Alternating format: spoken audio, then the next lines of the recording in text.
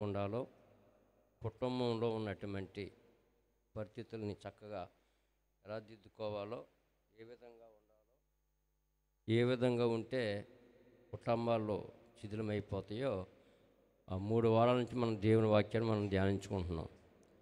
మరి మూర్ఖురాలు తన చేతితో తన ఇల్లుని ఓడబీక్కుంటూ తన కుటుంబాన్ని చెదరగొట్టుకుంటుంది అన్నమాట అండి.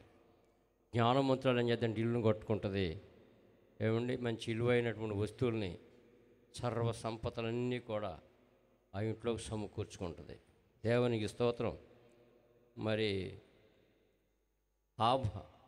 ఇశ్రాయేలు రాజు అయినటువంటి యెజెబెలు అంటే తన భర్త ఆహాబు రాజు మరి ఉన్న అధికారాన్ని బట్టి, వారికి ఉన్న పవర్ను బట్టి, వారికి ఉన్న స్థితిని బట్టి నాబాలు యొక్క మరి ద్రాక్షరసాన్ని ద్రాక్ష తోటను ఆక్రమించుకున్న కారణం బట్టి ఆ కుటుంబం ఏమైపోయిందో మనం విన్నాం.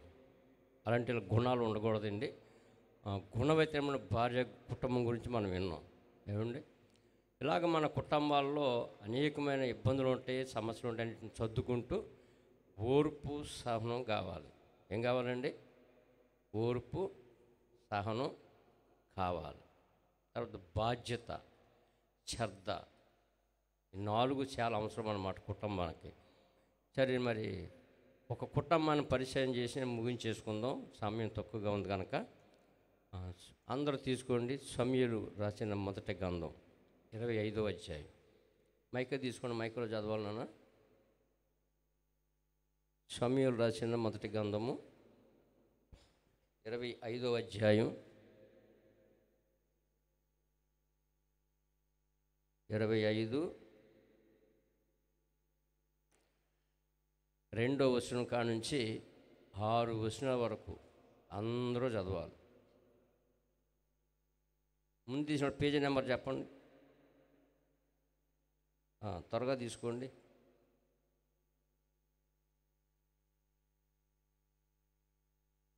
ఓకేనా? అందరూ చదవాలి. సమూయేలు రాసిన మొదటి గ్రంథం 25వ అధ్యాయం 2 నుంచి 6 వచనాల వరకు అందరూ కూడా చదవాలి. చదవండి. కర్మెలులోని మోయాబునందు ఆస్తి గలవాడు ఒకడు కాపురముండెను. అతడు బహు భాగ్యవంతుడు. అతనికి 3000 గొర్రెలను 1000 మేకలను ఉండెను. అతడు కర్మెలులో తన గొర్రెబొచ్చు కత్తిరించుటకై పోయి ఉండెను. అతని పేరు నాబాలు, అతని భార్య పేరు అబీగాయిలు. ఈ స్త్రీ సుబుద్ధి గల రూపవతి అయి ఉండెను. అయితే చర్యను బట్టి చూడగా నాబాలు మోటువాడును దుర్మార్గుడునై ఉండెను. అతడు కాలేబు సంతతివాడు. నాబాలు గొర్రెబొచ్చు కత్తిరి వేయుచున్నాడని అరణ్యమందున్న దావీదు విని తన పనిలో వారిని 10 మందిని పిలిచి వారితో ఇట్లనెను, మీరు కర్మెలునకు నాబాలు ఎద్దుకు పోయి నా పేరు చెప్పి కుశల ప్రశ్నలను అడిగి ఆ భాగ్యవంతునితో నీకును నీ ఇంటికిని నీకు కలిగిన అంతటికి క్షేమమౌను గాక అని పలికి ఈ వర్తమానము తెలియచెప్పవలెను. చాలండి. అందరూ చదవమన్నప్పుడు అందరూ చాలా గట్టిగా చదవాలండి. ముందుగా ఎత్తుకుంటున్నారు, తర్వాత మళ్ళీ డౌన్ అయిపోతున్నారు. మీకు ఎంత స్వరం ఉందో అంత స్వరం ఉపయోగించి హృదయపూర్వకంగా, మనవపూర్వకంగా, స్ట్రాంగ్గా, గట్టిగా వాక్యాన్ని చదవాలన్నమాట అండి. అలా చదివినప్పుడు చాలా మనకి మంచి కలగజేస్తాయి. సరే, మనం చదువుకున్న భాగంలో ఒక కుటుంబం ఉంది. ఆ కుటుంబం యజమానుడు పేరు నాబాలు. ఏం పేరండి? నాబాలు. భార్య పేరు ఏం పేరండి? అబీగయిలు అన్నమాట అండి. ఈ స్త్రీ 3వ వచనంలో మాట్లాడుతుంది. ఆమె పేరు ఈ స్త్రీ సుబుద్ధి గల స్వరూపము గలదై ఉండెను. అంటే నాబాలు భర్త పేరు, భార్య పేరు అబీగయిలు అన్నమాట అండి. భార్య ఎంత అందంగా ఉంటుందంటే ఎర్రగా, అందంగా, చక్కగా, సౌందర్యవతి అన్నమాట. ఈ నాబాలు మోటువాడంట. ఎలా ఉంటాడు అంటండి? మోటువాడు. తర్వాత బహు దుర్మార్గుడు అంటండి. చూసారండి? భార్య ఎర్రగా, అందంగా, చక్కగా నిలబెడితే చాలా బాగుంటుంది అన్నమాట. అంత స్వరూపం, అంత అందం కలిగినటువంటి భార్య భర్త గుణాలు చూసారని ఎలాంటియో. మోటువాడు, దుర్మార్గుడు అన్నమాట. అది చేసే దుర్మార్గమైన పనులు ఎంత గొప్పవి అంటే కుటుంబమే నాశనం అయిపోయే పరిస్థితులు తెచ్చుకుంటాడు అన్నమాట అండి, నోటి మాట ద్వారా. ఏమండి, కానీ పనుడే పని బాగానే చేస్తాడండి. ఆయనకి 3000 గొర్రెలు ఉన్నాయి. ఎన్ని ఉన్నాయండి? 3000 గొర్రెలు ఉన్నాయి ఆయనకి. 1000 మేకలు ఉన్నాయి ఆయనకి. ఆ గొర్రె బొచ్చు కత్తిరించడానికి మనుషులు ఉన్నారు. ఆయన మరి కొరనేరులో కాపురం చేస్తున్నాడండి. ఆయన భాగ్యవంతుడంట. ఎలా ఉంటాడు అంటండి? భాగ్యవంతుడు. ఈ విషయం దావీదు గారికి తెలిసింది. కొరనేరులో కాపురం చేస్తున్నాడా? అతడు నాబాలా? అతడు బహు భాగ్యవంతుడా? ఈ విషయాన్ని తెలుసుకోవాలి ఏమైనా చారని చెప్పి దావీదు గారు పనివారిలో 10 మందిని పిలిచాడు. 10 మందిని పిలిచి, మీరు 10 మంది నాబాల్ దగ్గరికి వెళ్ళండి. ఆయన గొప్ప భాగ్యవంతుడు అంట. ఆయనకి 3000 గొర్రెలు ఉన్నాయంట. ఆయనకి 1000 మేకలు ఉన్నాయనంట. అంత గొప్ప భాగ్యవంతుడు అవడానికి కొన్ని కారణాలు ఉంటాయి. మీరు ఎప్పుడైనా గుర్తుపెట్టుకోండి. ఒక మనిషి పైకి వస్తున్నాడంటే వెనకాల చాలా కష్టం ఉంటుందండి. చాలా కష్టం ఉంటుంది అన్నమాట అండి. కొంతమంది చూడండి, పొద్దున్నే 9 గంటలకు వెళ్తారు, 6 గంటల దాకా పని చేస్తారు, ఇక తర్వాత సెలవు అన్నమాట అండి. 6 రోజులకు 2 రోజులు చేస్తారు, 4 రోజులు సెలవు అన్నమాట అండి. ఇలాగ ఉంటుంటాయి అన్నమాట అండి. ఒక మనిషి అభివృద్ధి చెందుతున్నాడంటే, ఒక మనిషి డెవలప్మెంట్ అవుతున్నాడంటే, ఒక మనిషి గొప్పవాడు అవుతున్నాడంటే ఆయనకి ఎంత కష్టమో దాన్ని తెలుసుకోరన్నమాట అండి. ఏం పైకి వచ్చేస్తున్నాడా బావా, ఎలా సంపాదించేస్తున్నాడా బావా, ఏంటి నీటికి ఏడికి చాలా తేడా వచ్చేసాడు, అలాగెలాగని చెప్పి కొంతమంది బాధపడతా ఉంటుంటారండి. అలా బాధపడతాం కాదు. ఏం చేసి తెలుసా, ఆ వ్యక్తి దగ్గరికి వెళ్ళి, అయ్యా నీ స్థితి నెల నెలకి సంవత్సరానికి అభివృద్ధి చెందుతున్నావు, విస్తరిస్తున్నావు, కారణాలు ఏంటని చెప్పి అడగాలన్నమాట అండి. అడిగితే ఆయన కష్ట సుఖాలు చెప్తాడు. ఓహో, ఇది మనం కూడా ఇలా చేయాలి, మనం అలా చేయని కారణాన్ని బట్టి మనం వెనకబడిపోయి ఉంటున్నామని మనకు అర్థమవుద్ది అన్నమాట అండి. అయితే ప్రేర అతను అంత గొప్ప భాగ్యవంతుడు కొన్ని కారణాలు ఉంటాయి. మీరు వెళ్ళి, నా తండ్రి పేరు యెషయా, నా పేరు దావీదు,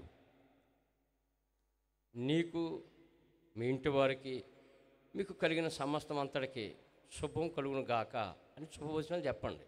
నేను చెప్పానని శుభవచనాలు చెప్పి ఆ నాబాలుకి కొన్ని కుశలమైన ప్రశ్నలు వేయండి అన్న.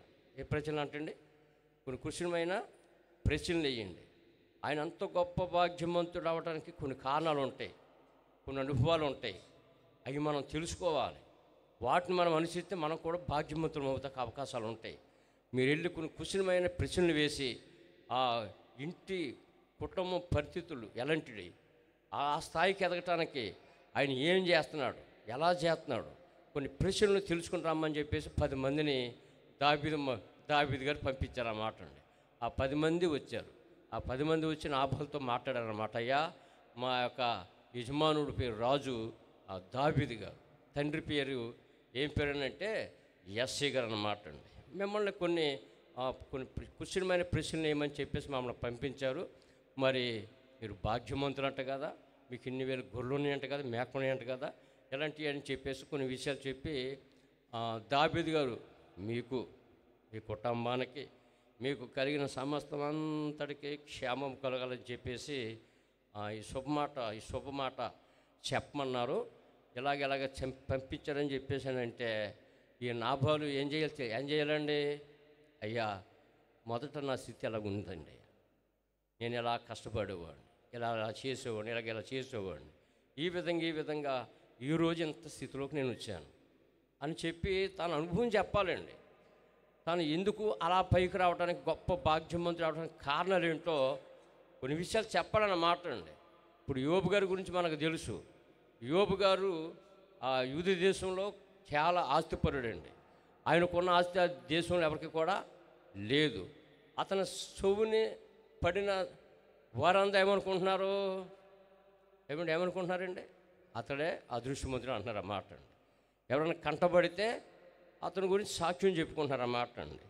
అప్పుడు ఒకసారి చెప్పాడు, నేను అదృష్టవంతుడు, నా సంగతి ఎవరి సభలో పడినా నన్ను అదృష్టవంతులు అంటున్నారు, నేను ఎవరు కంటబడినా నన్ను నా గురించి సాక్ష్యం చెప్పుకుంటున్నారు, నేను అదృష్టవంతుడు అంటే కొన్ని కారణాలు చెప్తానని చెప్పాడు కదా.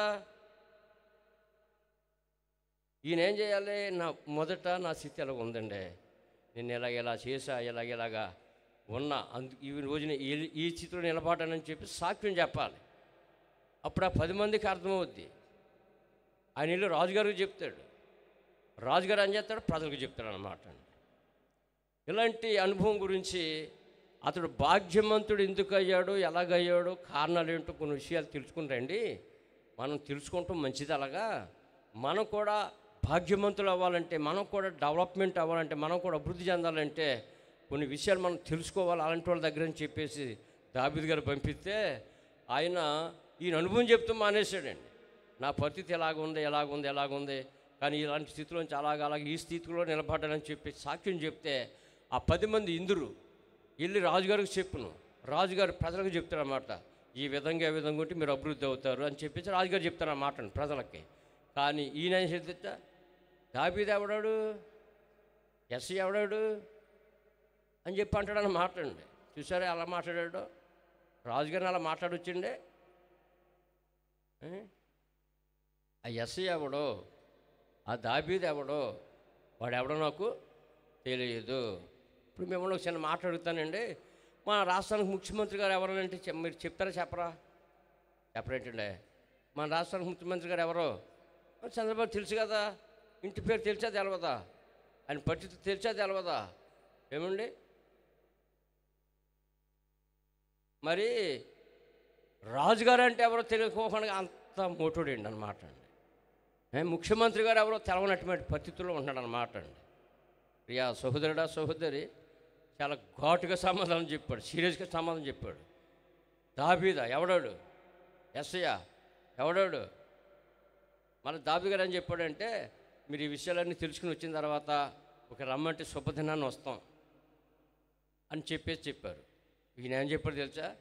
నా దగ్గర పనిచేసిన వాళ్ళకి తప్ప నేను సంపాదించిన సంపాదనలో నాకున్నటువంటి గొర్రెలు ఎద్దుల మాంసం కానీ నేనే ఆడెవడో నాకు తెలియదు, వాడికి పెడతాను నేను అని చెప్పి చాలా ఘాటుగా సీరియస్గా రాజు అని కూడా గౌరవ మర్యాద లేకోకుండా మాట్లాడాడు అన్నమాట అండి. వాళ్ళు చాలా దుఃఖపడిపోయి గబగబ ఇంటికి వచ్చేసారు. అయ్యా ఎలా మాట్లాడారని చెప్పేదాడు దావీదు గారు చాలా కోపం వచ్చింది. చాలా కోపం వస్తే ఆ కింద చదువుకుంటూ వెళ్తే ఆ విషయాలన్నీ కూడా రాసుంటాయి అన్నమాట అండి. అప్పుడు ఏం చెప్పాడు తెలుసా? మీరందరూ కూడా కత్తులు ధరించుకోండి, మీరందరూ బయలుదేరండి అని చెప్పేసి అన్నాడండి. 400 మంది కత్తులు పట్టుకున్నారండి. 400 మంది కత్తులు పట్టుకున్నారండి. దావీదు కూడా కత్తి పట్టుకున్నాడండి. నడవండి బయలుదేరదాం. బయలుదేరి ఆ నాబాల్ని తన ఇంట్లో శిశువులు, పురుషులు అనే పట్టమంటూ ఉండకూడదు, శిశువులతో చంపేయాలంతే, మొత్తం నాశనం చేయాలి. ఇప్పుడు దాకా ఆయన ఎవరో నేను తెలవలేదు నాకు, కానీ ఆయన మనం కాపాడాం కదా, ఆయనకున్న ఆస్తులు మనం కాపాడాం కదా.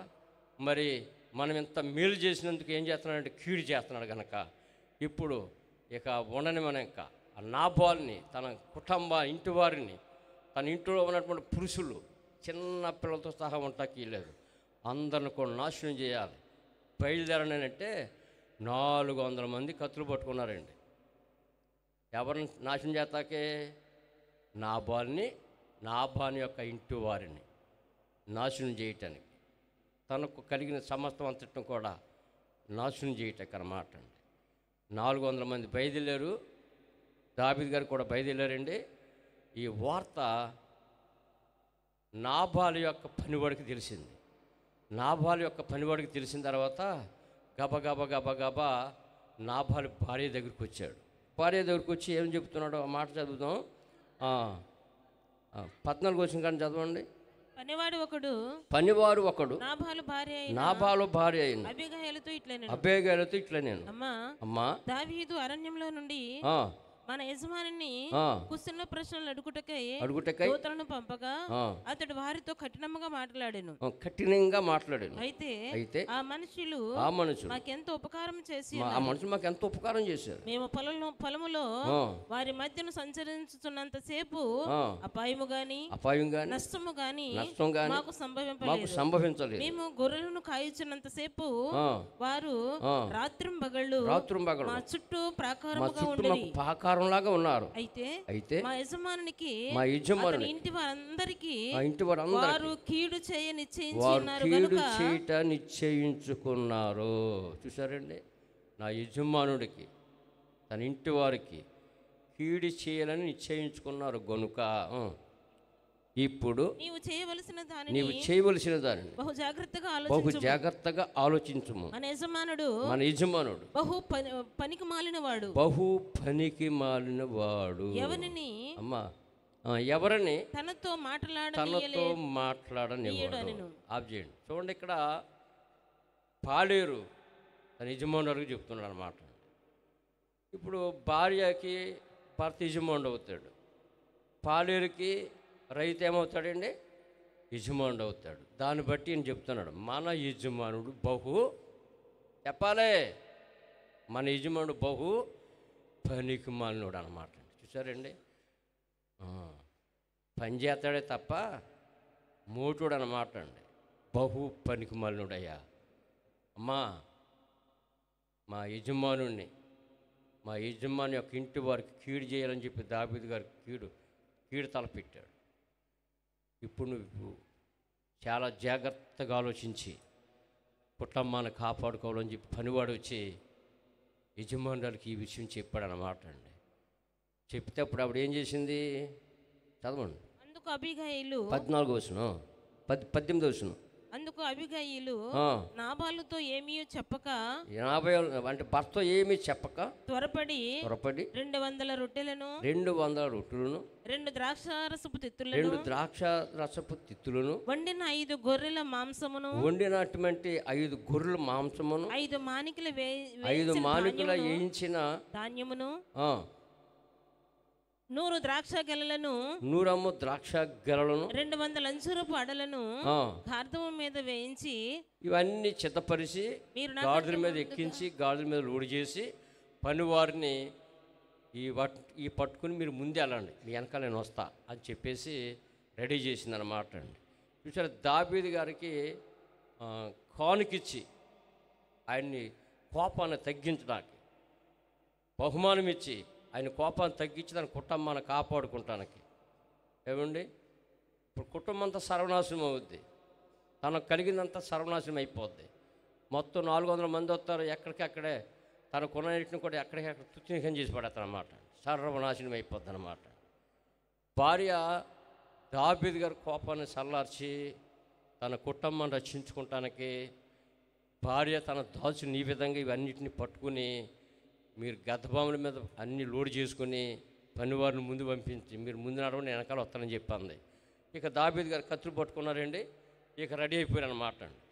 అప్పుడు దావీదుని కనుక్కొని గద్దబాము పెంచాడు. గద్దబాము అంటే గాడిద మించి కిందకి దిగి త్వరపడి 22వ వచనం చదవండి.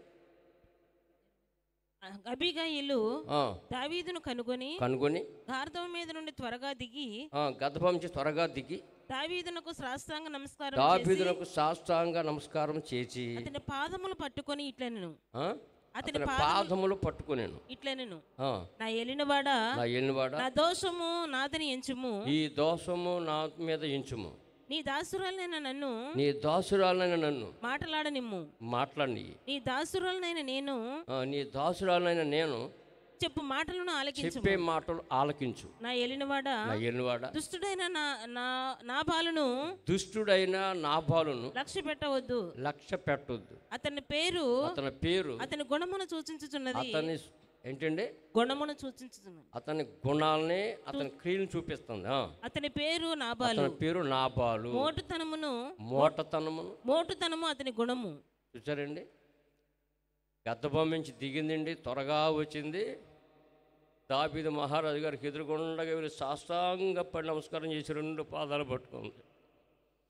రెండు పాదాలు పట్టుకుని, నా ఏలువాడా, నీ దాసురాలనైనా నన్ను మాట్లాడినయ్యి, నీ దాసాలు చెప్పే మాటలు కొంచెం ఆలకించు.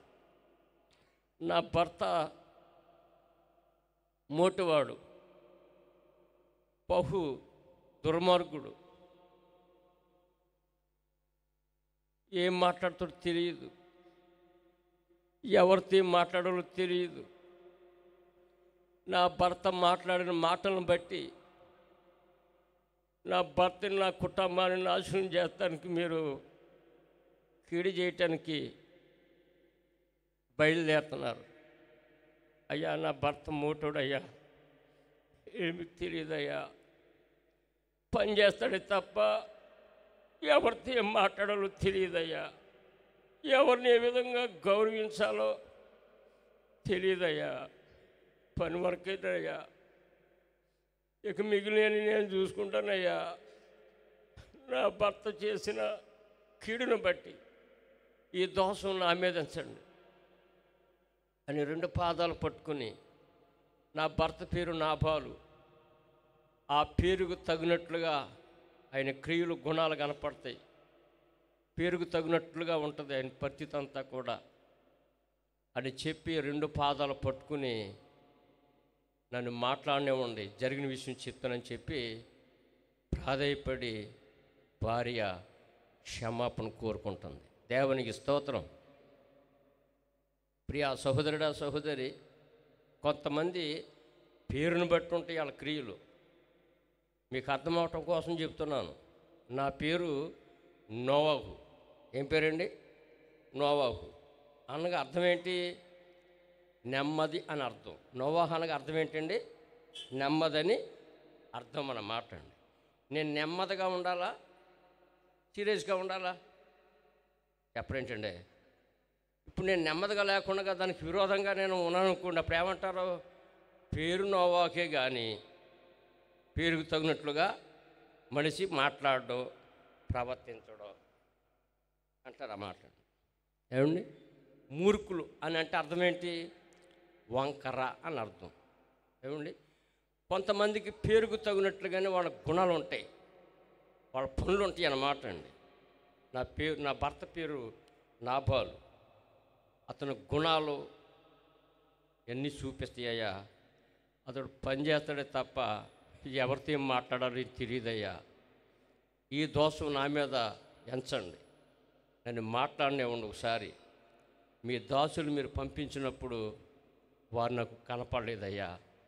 అయ్యా, మీ దేవుడిని యెహోవా జీవంతోడు, మీ జీవంతోడు ప్రమాణకం చేసి చెప్తున్నా, మీ పనివారు నాకు కనపడలేదు, లేకపోతే నేను చేయవలసిన సహాయం చేసేదాన్ని, మీ దాసులకి మంచి సమాచారం చెప్పి పంపించేదాన్ని నేను.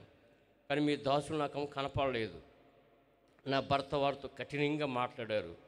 ఆయన మాటను బట్టి ఇప్పుడు నా కుటుంబాన్ని మీరు సర్వనాశనం చేస్తానికి బయలుదేరుతున్నారు. అతడు మోటివాడు, ఏం మాట్లాడాలో తెలియదయ్యా. ఈ దోషం నా మీద ఎంచండి. నా భర్త బహు దుర్మార్గుడయ్యా, అయినా నేను కాపురం చేసుకుంటున్నానయ్యా. అయ్యా, నా కుటుంబాన్ని మీరు కాపాడండి, రక్షించండి అయ్యా. మీరు నా ఏళ్ళు వారు, మాకు కీడు చేయకుండా మీరే మమ్మల్ని కాపాడాలని చెప్పి సాష్టాంగపడి రెండు కాళ్ళు పట్టుకుని తన భర్త గురించి పరిస్థితులన్నీ చెప్పి బాధపడింది అన్నమాట అండి. అప్పుడు దావీదు అర్థం చేసుకున్నాడు, సరే మోటోడు, ఎవరితో ఏం మాట్లాడాలో, ఎక్కడేం మాట్లాడాలో తెలియదు. పాపం ఆయన పని చేస్తాడు తప్ప మిగిలిన విషయాలు తెలియదు. అలాంటి ఆయనకి ఈమె ఇంత అందంగా, ఇంత చక్కగా ఉన్నప్పుడు కాపురం చేసుకుంటుంది. సరే, ఆయన మాట్లాడిన మాటలను బట్టి ఆయన్ని, తన కుటుంబాన్ని, ఇంటి వారందరిని నాశనం చేద్దామనుకున్నాను. కానీ తన భార్య వచ్చి నా పాదాలు పట్టుకుని తన విషయం చెప్పింది కనుక ఈ కుటుంబానికి నేను అపాయం కలగజేయకూడదని చెప్పి దావీదు గారు ఏం మాట్లాడుతుందో తెలుసండి? 32వ వచనం చదవండి. అందుకు దావీదు నాకు ఎదురుపడుటకై నిన్ను పంపిన ఇశ్రాయేలు దేవుడని యెహోవా యెహోవాకు స్తోత్రము కలుగును గాక. నేను పగ తీర్చుకొనకుండాను, నేను పగ తీర్చుకోకుండా ఈ దినమున నా ప్రాణము తీయకుండా ఈ దినమున నా ప్రాణము తీయకుండాను నన్ను ఆపినందుకై నీవు ఆశీర్వాదము నందుదువుగాక అని చెప్పేసి దావీదు గారి మాట్లాడుతున్నమాట. నేను పగ తీర్చుకోకుండా ఈ దినాన్ని ఆపినందుకు నా దేవుడిని యెహోవా నామమునకు స్తుతి కలుగును గాక.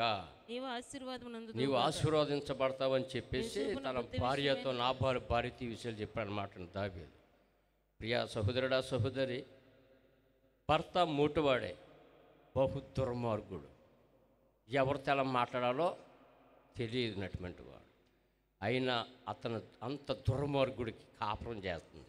ఏం చేస్తుందమ్మా చెప్పాలే?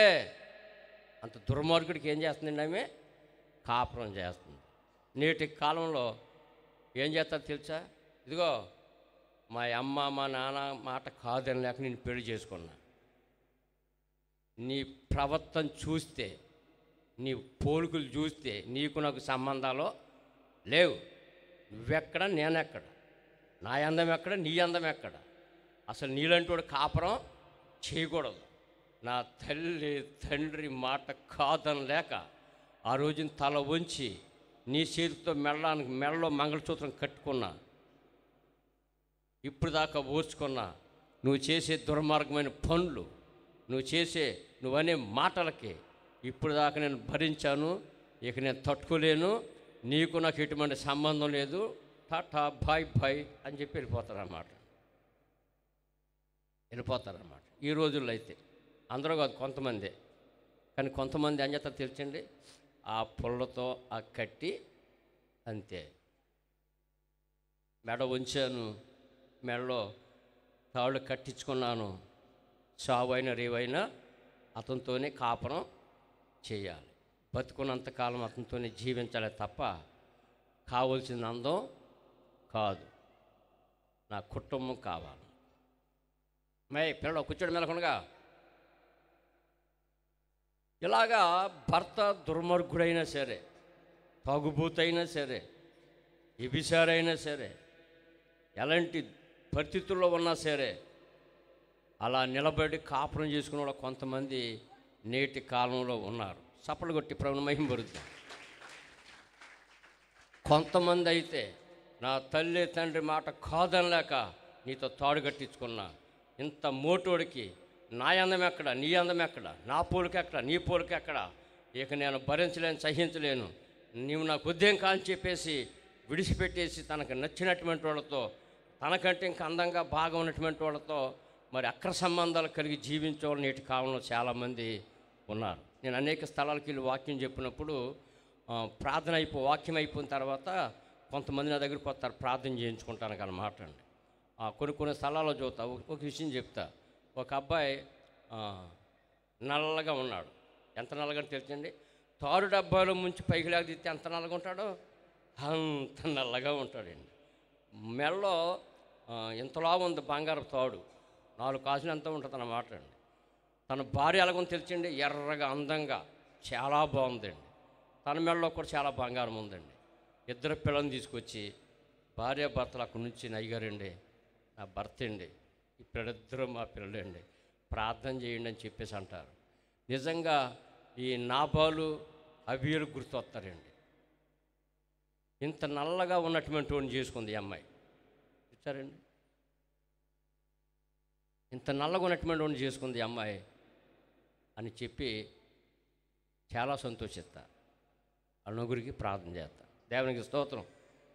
కొంతమంది సాక్ష్యం చెప్తారు, అయ్యా నా భర్త తిరిగిపోతుండయ్యా, వేరే అమ్మాయిలతో అక్ర సంబంధం పెట్టుకుంటున్నాడయ్యా, నన్ను పట్టించుకోడయ్యా, దానికి లేవు దీనికి లేవంటే ఏదో 100-200 బాడేస్తాడయ్యా, కష్టపడి సంపాదించిందంతా వేరే దాని దగ్గరికి వెళ్తాడయ్యా, తనకే ఇస్తాడయ్యా, తనకేం కావాల్సిన కొంటుంటాడయ్యా, తనను బండెక్కించుకొని ఎక్కడికి కావాల్సి అక్కడికి తీసుకెళ్తూ ఉంటుంటాడయ్యా, నా భర్త వ్యభిచారయ్యా, నా భర్త మారేటట్టుగా ప్రార్థన చేయండి అని చెప్పి అంటారన్నమాట.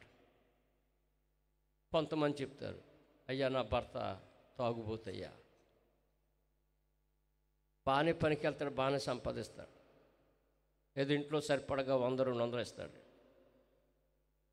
మాపులు పగలు కూడా తాగుతూనే ఉంటుంటాడు. రాత్రులు తాగేసి వస్తాడు, నిద్ర పెట్టేదాకా చొనుక్కుంటా ఉంటుంటాడు, నిద్ర పట్టదు. పొద్దుంతా మామూలు కుటుంబం పరిస్థితులు బాగోక నేను కూడా కూలి పనికి వెళ్తాను, నేను కూడా పనికి వెళ్ళి డబ్బులు సంపాదిస్తాను. నేను కష్టపడిన జీతంతో నేను, నా పిల్లలు, నా భర్తకి ఆహారం సిద్ధం చేసుకుంటా. నేను కష్టపడిన జీతంలో నుంచే నా కుటుంబం పోషణ. నా భర్త పనికి వెళ్తాడు, బాగానే సంపాదిస్తాడు, డబ్బులు అసలు ఇవ్వడయ్యా, రూపాయి ఇవ్వడయ్యా. టోకరా కట్టుకునేది నేనే, చీట్లు కట్టుకునేది నేనే, కుటుంబాన్ని పోషించేది నేనే. పగలు నైట్ కూడా తాగుతూనే ఉంటుంటాడయ్యా. నా భర్త మారిదట్టుగా ప్రార్థన చేయడం చెప్పి ఏడ్చుకుంటా సాక్ష్యం చెప్తారన్నమాట. ప్రియా సహోదరుడా, సహోదరి, అలా చెప్పడం చాలా ఉన్నాయి. ఏమండి, భర్త తాగుబోతైనా, తిరుగుబోతైనా, మోటోడైనా, దుర్మార్గుడైనా నువ్వు మెడ ఉంచి తాళ్ళు కట్టించుకున్నావనంటే జీవితాంతం తనతోనే జీవించలే తప్ప తాగుబోతుడని, తిరుగుబోతుడని, మోటుడని, బహు పనికిమాలినుడని సంసారాలని నాశనం చేసుకోకూడదు, కుటుంబాలని చీల్చుకోకూడదు, కుటుంబాలను చెల్లాచెదురు అవ్వకూడదు. మెడ వంచి, తల వంచి, మెడలో తాడు కట్టించుకున్న క్షణం నుంచి నీ జీవితాంతం నీ భర్తతో నువ్వు కాపురం చేయాలి. చప్పలు కొట్టి మహిమ కలుగుతాం. ఏం చేస్తాం? రకరకాల పద్ధతులు ఉంటాయి మనుషులకి, రకరకాల వ్యసనాలు ఉంటాయి మనుషులకి, రకరకాల పద్ధతులు, వ్యసనాలు, రకరకాల విషయాల్లో ఉంటుంటారు.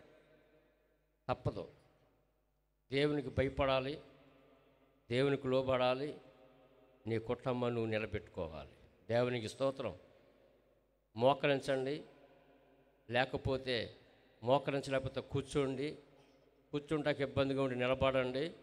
ప్రభువా, నా భర్త మోటుడయ్యా, నా భర్త బహు పనికిమాలినోడయ్యా, నా భర్త తాగుబోతయ్యా, నా భర్త తిరిగిపోతయ్యా, నా భర్త పరిస్థితులు ఎలాగున్నాయ్యా, మీరే మార్చండి అని చెప్పేసి యేసు ప్రభు పాదాల దగ్గర ప్రాధాయపడి ప్రార్థన చేయండి.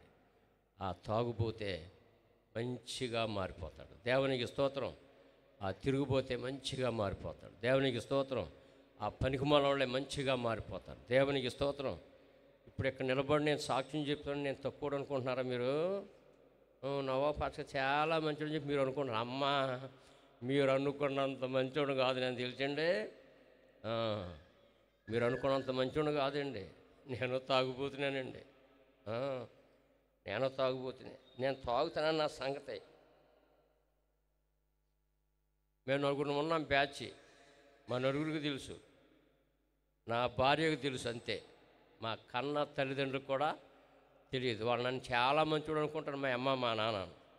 నా భార్యకి వార్నింగ్ ఇచ్చా, నేను తాగుతానని మా అమ్మకి కానీ మా నాన్నకి కానీ చెప్పావు, తోలు తీస్తా అని చెప్పి వార్నింగ్ ఇస్తే వార్నింగ్కి జడిచి చెప్పలేదండి.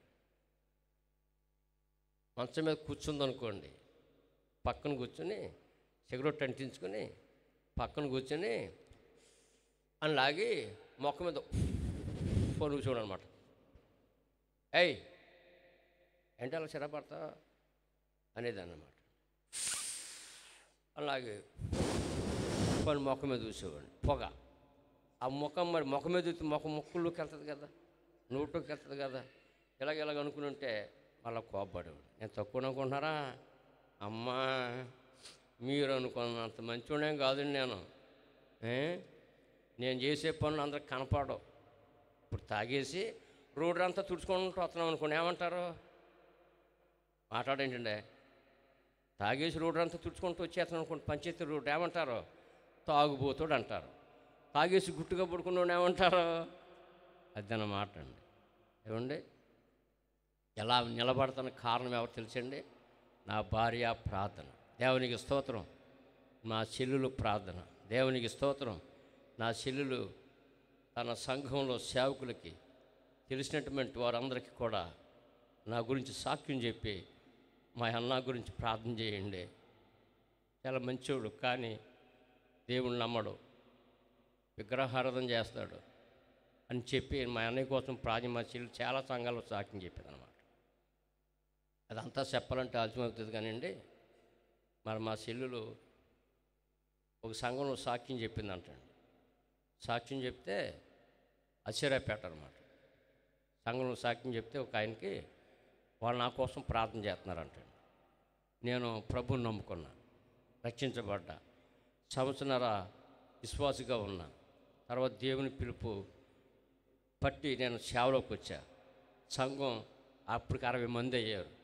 యేసన్న గారి దగ్గరికి నేను బైబిల్ ట్రైనింగ్ వెళ్ళి ఒక నెల.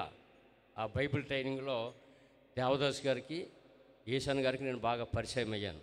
ఒక్క పాట ద్వారా ఆ ఓసన్న మినిస్ట్రీలో నేను గుర్తింపు పొందాను అన్నమాట అండి. అప్పుడు ఓల్డ్ నైట్లు జరిగిన నన్ను పిలిచి పాటకు సమయం ఇచ్చారు యేసన్న గారు అన్నమాట అండి. అయితే ఇప్పుడు మరి అశ్చర్యపేటలో ఒక మీటింగ్ ఏర్పాటు చేశారు. ఆ మీటింగ్లో పాటలు పాడారు. యేసన్న గారు నన్ను స్టేజీ మీద కేకేశారు. నన్ను స్టేజీ మీద కేకేసి అప్పుడు నా గురించి సాక్ష్యం చెప్పారు. ఈ అన్న పేరు నోవాహు. ఈయనకి చదువు లేదు. సంఘం 60 మంది ఉన్నారు. ఈయనకి చదువు లేదు. పేరు నోవాహు. బైబిల్లో వాడగట్టాడే నోవాహు తాత, ఆయన పేరు ఈయన పేరు. ఈయనకి చదువు లేదు. చూడండి ఎలాగొన్నాడు, తింగరోలాగా, అమాయకులాగా. ఈయనకి 60 మంది ఉన్నారు సంఘం. దేవుడు మంచి తలంతి ఇచ్చాడు. ఒక పాట పాడతాడు. ఆ పాట నాకు చాలా ఇష్టం, మీరు కూడా వినండి అని చెప్పేసి నాకు మైక్ ఇచ్చారు అన్నమాట యేసన్న గారు. ఇప్పుడు పాట పాడా. మీటింగ్ అయిపోయిన తర్వాత ఒక ఇంటికాడ సేవకులకు మట్టుకు ఒక ఇంటికాడ భోజనం ఏర్పాటు చేశారు. మేము 12 మంది పైన ఉంటాం పాసల్లో. అందరం కూర్చుని భోజనం చేస్తున్నాం. ఆ ఇంటి యజమానులు మాకు వడ్డించారు. భోజనం అయిన తర్వాత, అన్న మీది అనంతపల్లి కదా, మీ పేరు నోవాహు కదా, మీరు తాపి పని చేస్తారు కదా, మరి మీ చెల్లెల పేరు అరుణ్ కుమార్ కదా అంటే అవునని చెప్పన్నా. నాకు చాలా సంతోషం వేసిందన్న. మీ సిస్టర్ గారు సాక్ష్యం చెప్పారు. ఆ రోజు ప్రతిరోజు నేను ప్రార్థన చేస్తున్నాను మీ గురించి. కానీ ఈరోజు స్టేజ్ మీద మీ గురించి యేసన్న గారు చెప్పినప్పుడు ఆయన కాదా అని చెప్పేసి నాకు ఇందాక నుంచి ఆలోచన. నాకు చాలా సంతోషం వేసింది. కానీ ఇప్పుడు కూడా నేను ప్రార్థన చేస్తున్నా. మీరు మారిపోయారన్న సంగతి నాకు తెలియదు, మీరు రక్షించబడాలన్న సంగతి నాకు తెలియదు, మీరు సేవకుడన్న సంగతి నాకు తెలియదు. ఈరోజు యేసన్న గారు మీ గురించి సాక్ష్యం చెప్పాక ఆయనే కాదా, ఆయన ఇంకొక ఆయన అని చెప్పేసి ఇప్పటిదాకా నాకు అదొక రకమైనటువంటి ఆలోచనలు వచ్చేసినాయి. ఇప్పుడు మీరు చెప్పిన తర్వాత నాకు చాలా సంతోషం వేసిందన్న. ఇప్పుడు కూడా ప్రతిరోజు నేను నా భర్త రోజు తెల్లరి చేసుకునే ప్రార్థనలో మీకోసం ప్రార్థన చేస్తామని చెప్పి ఒక సహోదరి నా గురించి సాక్ష్యం చెప్పింది. దేవునికి స్తోత్రం. ప్రియా సహోదరుడా, సహోదరి, నీ భర్త ఎలా ఉంటాడైనా సరే కోపడబోకు, బాధపడబోకు, ప్రార్థన చేయి. ఇరిగిన మనసుతో, నరిగిన హృదయంతో, పశ్చాత్తాపంతో కన్నీళ్ళుగా ప్రార్థన చేయి. నీ భర్త ఎలా ఉంటాడైనా సరే మారిపోతాడు. చప్పలు కొట్టి ప్రభువుని మహిమ పరుద్దాం. కుటుంబాన్ని నిలబెట్టుకుని కట్టుకునే బాధ్యత అంతా కూడా తిరిగే దేవుడు అప్పచెప్పాడు. ఏమండి, అందుకని మీ కుటుంబాలను కట్టుకునే బాధ్యత మీదే. మీ కుటుంబాల్లో మంచి గౌరవ మర్యాదలు కాపాడుకునే బాధ్యత స్త్రీలదే. గత పాఠంలో మనం విన్నాం, జరడలు అల్లుకునుటయు, బంగారు నగలు పెట్టుకునుటయు, అది ఇదంతా ఎలపట అలంకారము. అలాంటి అలంకారం కాకుండా మృదువైనట్టుయు, సాధువైనట్టుయు, అక్షయమైనటువంటి మీ హృదయాన్ని అలంకరణ చేసుకోండి. నీ భర్తకి వాక్యం తెలవకపోయిన తమ భార్య పవిత్రమైన భయముతో కూడిన నడవడికను చూసి వాడిని రాబట్టుకోవచ్చని పేతురు గారు చెప్పినట్లుగా నీకు దేవుని భయం ఉండాలి మొదట. తర్వాత నువ్వు వేసుకునేటువంటి వస్తువుల విషయంలో, వస్త్రాల విషయంలో తగుమాత్రంగా ఉండాలి, సాధువైనట్టుగా ఉండాలి. నీ నోటంటూ వచ్చే మాట ఉప్పు వేసినట్టు ఉండాలి. ఎలాగ ఉండాలండి చెప్పాలే? మీ సంభాషణ ఎలాగ ఉండాలండి? ఉప్పు వేసినట్లుగా ఉండాలి. గుణవతి అనే భార్య నూరు తెరిస్తే కృపగల ఉపదేశం బోధించినట్లుగా. ఇలాంటి అనుభవాల్లో మీరుంటే నీ భర్త ఎలాంటి వాళ్ళైనా సరే మారుతారు, మనకంటే మంచి భక్తులు అవుతారు. ఆమె చెప్పండి. మన భక్తి వాళ్ళ ముందు సరిపోదండి, వాళ్ళు మారితే తెలుసండి. మన భక్తి చాలదండి వాళ్ళ ముందు, మనకంటే మంచి భక్తు పొరలు అయిపోతారు. దేవునికి స్తోత్రం. ఇంతకుముందు భయంకరమైన తాగుబోతురా, ఇప్పుడు ఎలా మారిపోయాడు. ఇంతకుముందు భయంకరం నిబిశాడురా, ఇప్పుడు ఎలా మారిపోయాడని చెప్పేసి నీ భర్తను గురించి, నువ్వు చేసిన ప్రార్థన గురించి, నువ్వు నడిచిన నడవడికను బట్టి, నీ భర్త నీ కుటుంబాన్ని బట్టి ఇతరులు చెప్పుకొని మెచ్చుకునేలాగా దేవుడు చేయటానికి ఇప్పుడు రెడీగా ఉన్నాడు. ఆమె చెప్పండి. అందరూ లేచిన పడండి, అందరూ లేచిన బడి చిన్న ప్రార్థన ఎవరి మట్టుకాలు చేసుకోండి.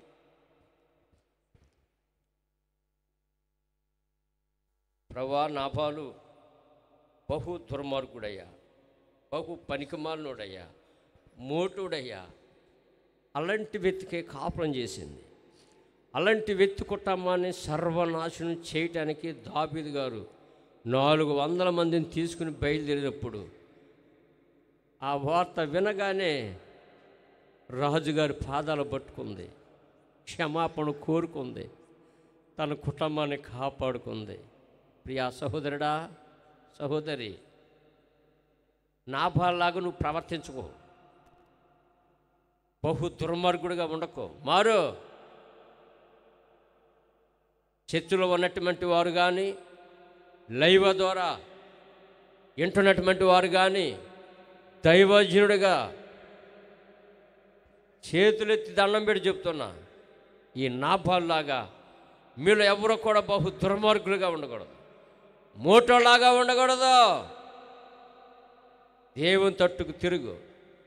నీ భార్య ఓర్పు సహనాన్ని గుర్తించు. దేవుడు పాపులు రక్షకుడని గ్రహించు. ఇంకా నువ్వు మూర్ఖుడిగా ఉండబాకో, ఇంకా నువ్వు మోటోడిగా ఉండబాకో, ఇంకా దుర్మార్గుడిగా ఉండబాకో. దుర్మార్గుడు తన దుర్మార్గను విడిచి నా తట్టుకు తిరిగితే నాకు ఎంతో ఆనందం, సంతోషమని దేవుడు మాట్లాడుతున్నాడు. నీవు దుర్మార్గుడిగా ఉన్నంత కాలం, నీవు పాపిగా ఉన్నంత కాలం, నీవు పాపానికి దాసులుగా ఉన్నంత కాలం నీ గురించి ప్రభు బాధపడతానే ఉంటుంటాడు. నా కుమారుడా నా తట్టుకు తిరుగు, నా కుమారుడా నా వైపుకు తిరుగు. నీలో ఉన్న నీ మీద పనిచేస్తున్న సాతాను యొక్క అధికారాన్ని తొలగిస్తా, నీలో ఉన్న దురాత్మని ఎలగొడతా, నేను ఒక మంచి మనిషిగా మారుస్తా. ఈ గ్రామంలో నీకు మంచి పేరు ప్రతిష్టలు నిలబెట్టేలా చేస్తా. నీ ద్వారా నా నామానికి మహిమ వచ్చేలాగా చేస్తా. నా కుమారుడా అని దేవుడు నీ గురించి అనుదినం 2 చేతులు సాపి నీ కోసం నిన్ను ఆహ్వానిస్తూనే ఉంటుంటాడు. ప్రియా సహోదరుడా, సహోదరి, ఎంతకాలం దుర్మార్గుడిగా ప్రవర్తిస్తావు, ఎంతకాలం మోటుడిగా ప్రవర్తిస్తావు? ఈరోజైనా ఈ మాటలు విన్నాకైనా సరే దేవుని తట్టుకు తిరుగు. నువ్వు మాట్లాడే మాటల ద్వారా నీ కుటుంబానికి గొప్ప నష్టాలు కలగజేస్తున్నావు. నువ్వు ప్రవర్తించిన ప్రవర్తన ద్వారా నీ కుటుంబాలకు గొప్ప నష్టాలు, కష్టాలు, అపాయాలు, ఆపదలు నీకు నీవే తెచ్చుకుంటున్నావు. దేవుని తట్టుకు తిరుగు. ప్రియా సహోదరి, అమ్మా, ఈ మాటలు విన్నటువంటి మీలో ఎవరైనా మీ యజమానులు అనగా నీ సొంత భర్త మోటుడైనా ఓర్చుకో, తాగుబోతైనా ఓర్చుకో, తిరుగుబోతైనా ఓర్చుకో, ఎలాంటోడైనా ఓర్చుకో. నువ్వేదో తెలివుందని, నువ్వేదో సౌందర్యం కలిగి ఉన్నావని నీ అందం మీద నువ్వు ఆధారపడకో. దేవుని చిత్తాన్ని నెరవేర్పడాలి నీ పట్ల. ఓర్చుకో, సహించు, ప్రార్థన చేయి. ఏదో ఒక దినాన ప్రభు నీ భర్తను మారుస్తాడు, నీ కుటుంబంలో గొప్ప మార్పుని తీసుకొస్తాడు. అప్పుడు నువ్వెంతో ఆనందించి సంతోషించే స్థితిలో నువ్వు ఉంటావు. నీ కుటుంబం మీద పనిచేస్తున్న సాతాను యొక్క అధికారాన్ని కొట్టివేస్తాడు ఆయన. నీ భర్తలో, నీ కుటుంబంలో ఉన్న ప్రతి పాపాన్ని తొలగిస్తాడు ఆయన. నిన్ను నూతన సృష్టిగా, నిన్ను నీ కుటుంబాన్ని మార్చేస్తాడు. ఓర్చుకో. ఓపిక పట్టు, ప్రార్థన చేయి. అబేగేయులు రాజు పాదాలు పట్టుకుని ప్రాధాయపడినట్లుగా మన ప్రభు అయిన యేసుక్రీస్తు వారు రాజులకు రాజైన మానవుడే రాజు దావీదు గారు యెరూషలేం పట్టణానికి మహారాజు గారు పాదాలు పట్టుకుని ప్రాధాయపడి క్షమాపణ కోరుకుంటే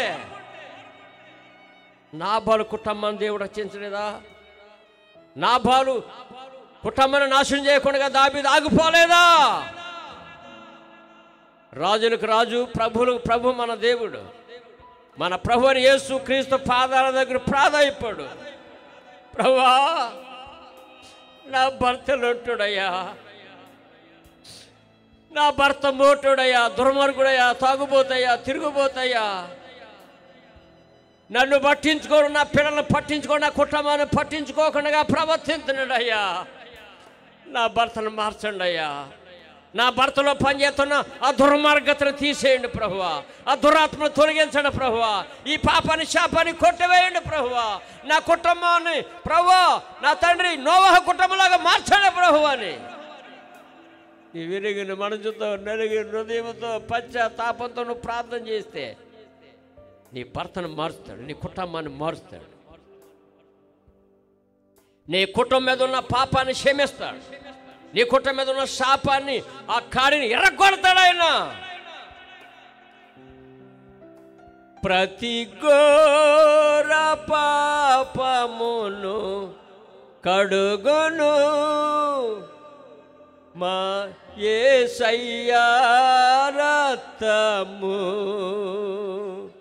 ప్రతి ఘోర పాపమును కడుగును మన యేసయ్యా రక్తము. మన శిక్షను తొలగించెను, సంహారమునే తప్పించెను. మన శిక్షను తొలగించెను, సంహారమునే తప్పించెను. యేసు రక్తము, రక్తమే రక్తము. ఆమేన్, ఆమేన్. యేసు రక్తము, రక్తము, రక్తము. అమూల్యమైన రక్తము, నిష్కళంకమైన రక్తము. అమూల్యమైన రక్తము, నిష్కళంకమైన రక్తము. యేసు రక్తము, రక్తము,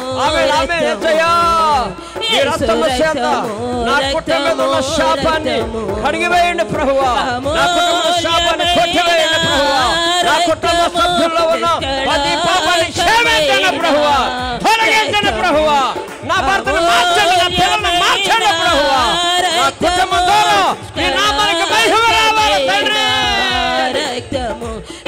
ఆమేన్, ఆమేన్. ఆమేన్. యేసు రక్తము, రక్తము, రక్తము. యేసు రక్తము, రక్తము, రక్తము. ప్రియా సహోదరుడా, నీకు ఓర్పు ఉంటే, నీకు సహనం ఉంటే, నీకు భారం ఉంటే, నీకు బాధ్యత ఉంటే, రాజులకు రాజైన ప్రభువుని యేసు పాదాల మీద పడి నువ్వు ప్రాధాయపడి కన్నీళ్లు కారితే నిన్ను బట్టి నీ భర్త మారుతాడు, నిన్ను బట్టి నీ పిల్లలు మారుతాడు, నిన్ను బట్టి నీ కుటుంబమే మారిపోతుంది. అప్పుడు ఎంతో ఆనందిస్తావు, ఎంతో సంతోషిస్తావు. నీతోనే ఉంది. తండ్రి మీ కొందనాలయ్యా, నీ సన్నిధిలో ఉన్న నీ పిల్లలందరితో మీరు మాట్లాడారు. లైవ్ ద్వారా వింటున్నటువంటి వారితో మీరు మాట్లాడినందుకు నీకు స్తోత్రాలు. కుటుంబాలు కట్టుకునే బాధ్యత, భారము స్త్రీలకి ఇచ్చావు నా తండ్రి, నీకు స్తోత్రాలు. ఈ మాటలు విన్న ప్రతి ఒక్కొక్కరు కూడా భారం కలిగి, బాధ్యత కలిగి, శ్రద్ధ కలిగి, మీరు రాజులకు రాజు మీ పాదాల మీద పాదాయపడితే ఎలాంటి వ్యక్తినైనా మార్చగలిగిన దేవుడు సౌలుని పౌలుగా మార్చేశావు ప్రభువా. నరహంతకుడు, క్రూరుడు, దుర్మార్గుడు. సౌలుని పౌలుగా మార్చేసావు. ఎలాంటి వాళ్ళైనా మార్చడానికి మీరు సమర్థులు.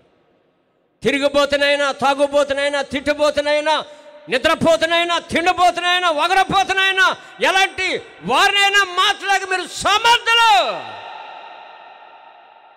మీరు పాదాల మీద పడి కన్నీళ్ళు కారిస్తే ఎలాంటి విత్తనైనా మార్చేస్తావు, ఎలాంటి పతితనైనా మార్చేస్తావు. ప్రభువా నీకు వందనాలు.